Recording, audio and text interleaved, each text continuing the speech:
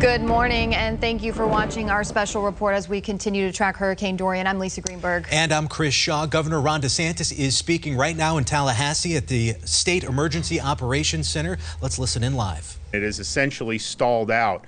It's moving about 1 mile per hour, and that was predicted to happen for most of today. And then the forecasts are that it will then begin a descent north.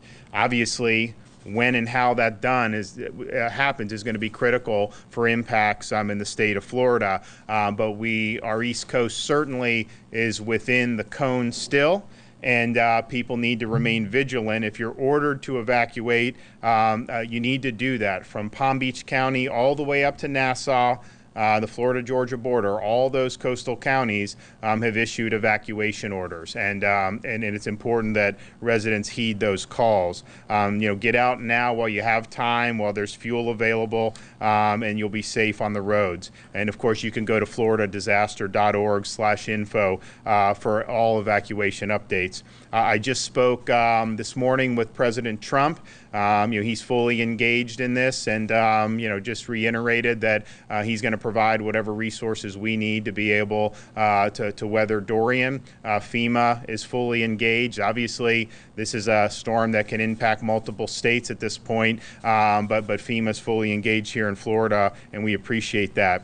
We're, of course, concerned about power restoration once the storm passes. Florida Power and Light has most of these counties in terms of the power, and they've assembled approximately 17,000 personnel that are pre-staged and ready to respond. And as soon as the first bands of severe weather hit, they will come in after that to restore power around the clock because I think they understand how important that is. We will obviously be assisting with our assets, whether it's clearing roads, vegetation, whatever we can do to help that happen.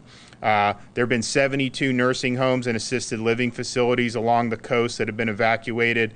Some Florida hospitals have begun evacuating or are making plans to evacuate.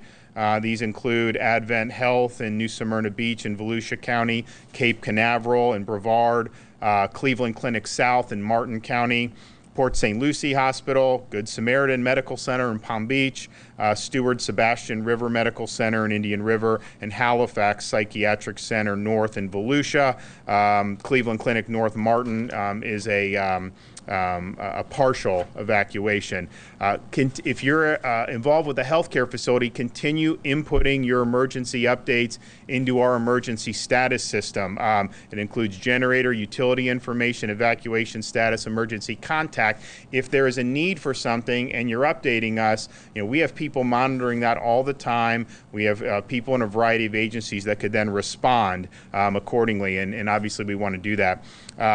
We have the gas stations along the evacuation routes we've confirmed are going to remain open. Some of the gas stations in the evacuation zones, you may see some of those start to close soon, but the ones on the routes are going to remain open. I've expanded the suspension of tolls to include routes in and around Jacksonville, like the First Coast Expressway and the I-295 Express Lane. And of course, we suspended tolls on a number of roads in Florida yesterday. Also, the Central Florida Expressway Authority has suspended tolls on a number of roads in and around Central Florida. Now, the following 5 ports have been closed: Miami, Everglades, Fort Pierce, Palm Beach, and Port Canaveral. Jacksonville and Fernandina are in condition Yankee. Obviously, as the storm moves north, their status could change. But as the storm moves north, we anticipate some of the southern ports reopening.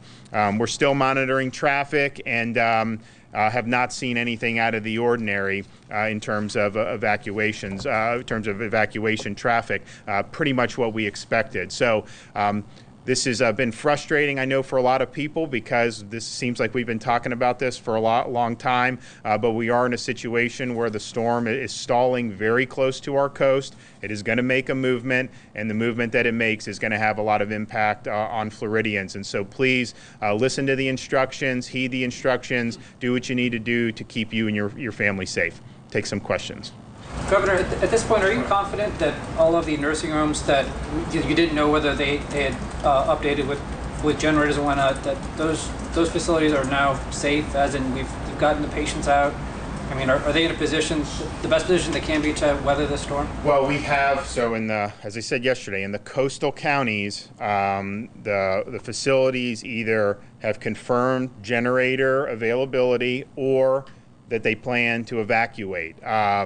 Now, since that has happened, not every one of them has continued to give us updates. And so, if you have a generator and something's wrong with the generator, you need to tell us that. You need to put those updates in. But, they've all either indicated a generator or a plan to evacuate. But this is something that's constantly being monitored by ACA and some of our other state officials.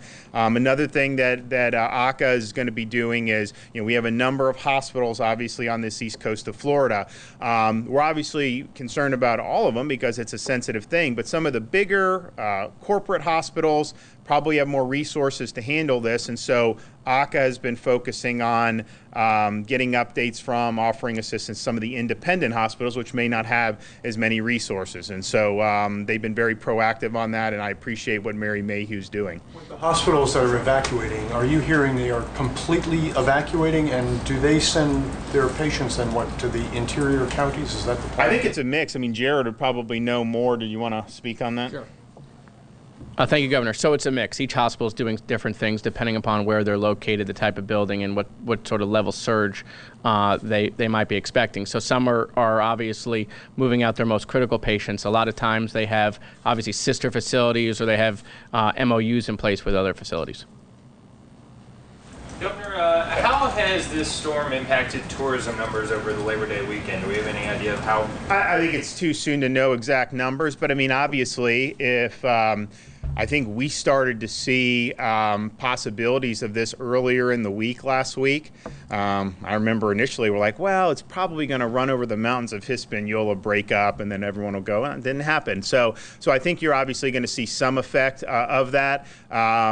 But at the same time, I think the fact that it's taken an eastward track, people that had planned on being someplace in Northwest Florida or whatever probably, weren't affected at all. So we'll figure all that out. But look, at the end of the day, I want as robust tourism as possible. But my most important priority is that Floridians are safe and that we're doing what we need to do to be able to assist after the fact. And this is a storm that is record in terms of the 185-mile-per-hour impact of the Bahamas, and it's very, very close to our shores. I appreciate the tracks that keep it off the shore, but we're going to have some impacts one way or another, and that's really, I think, the main concern. We'll be able to. People are going to want to come to Florida. There's going to be all time to do all that stuff, and we've got a lot of great things going on with the economy. But safety really is number one. So we are.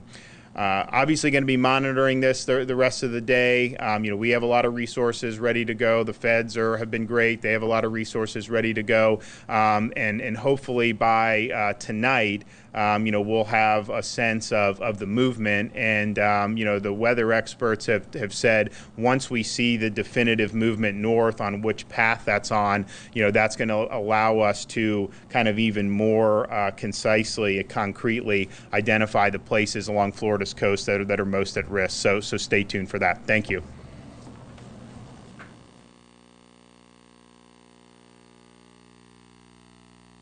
You just heard Governor Ron DeSantis speak in Tallahassee at the Emergency Operations Center. The bottom line, I think, with his message was that Florida will have some impacts one way or another.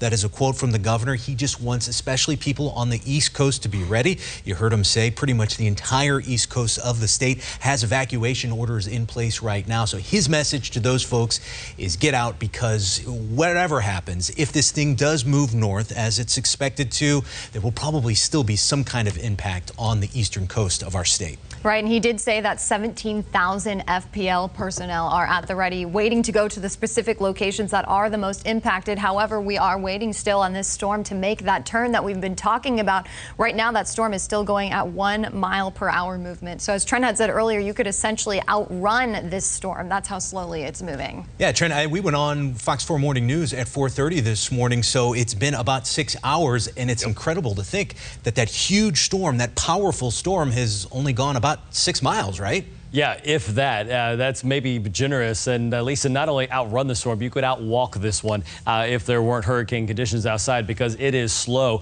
You can see on the satellite imagery behind me, it hasn't changed much at all. This is a 12-hour satellite loop, and the eye is still here over Grand Bahama. And eventually, the forecast is for this to continue to start to make a turn off to the north. Exactly how close to the coastline of Florida or how far away will mean a huge difference for all of the cities and communities up and down the eastern seaboard. A little closer look here at the eye of the hurricane, and some things I'm seeing here in the last couple of hours. You start to see the eye, what appears to be a little bit of a wobble, and notice all the really deep shades of red. They kind of turn a little more orange. What's happening here? There's a couple of things. One, you got interaction with this little island of Grand Bahama, and also when a storm sits over a spot like this, you get what we call upwelling, and that's going to take the colder water deeper in the ocean and bring it to the surface, so the hurricane starts to lose a little bit of its fuel, and it can't maintain a Category 5 of that nature for long. It will start to go through an eye wall replacement cycle eventually, and that will cause a little bit of a flux and some weakening as it continues to drift very, very slowly. The official movement was west. The National Hurricane Center has taken the winds down to 160 miles per hour with the latest advisory. And to kind of recap on why this storm is so historic, it had winds at one point of 185 miles per hour. That makes it tied for the second strongest hurricane ever in the Atlantic Basin, only behind Hurricane Allen of 1980. And to give you a little bit of a timeline based on the wind radii that the National Hurricane Center puts out, we're looking at current.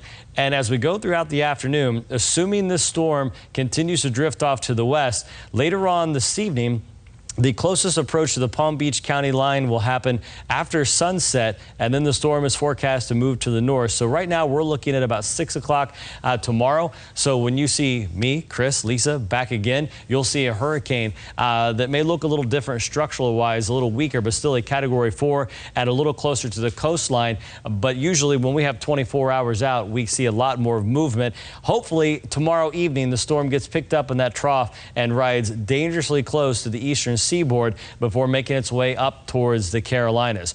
You'll want to stay with Fox 4 here throughout the day. We do have a chance of some showers and thunderstorms in our own backyard. Of course, that Storm Shield weather app is always there to update you.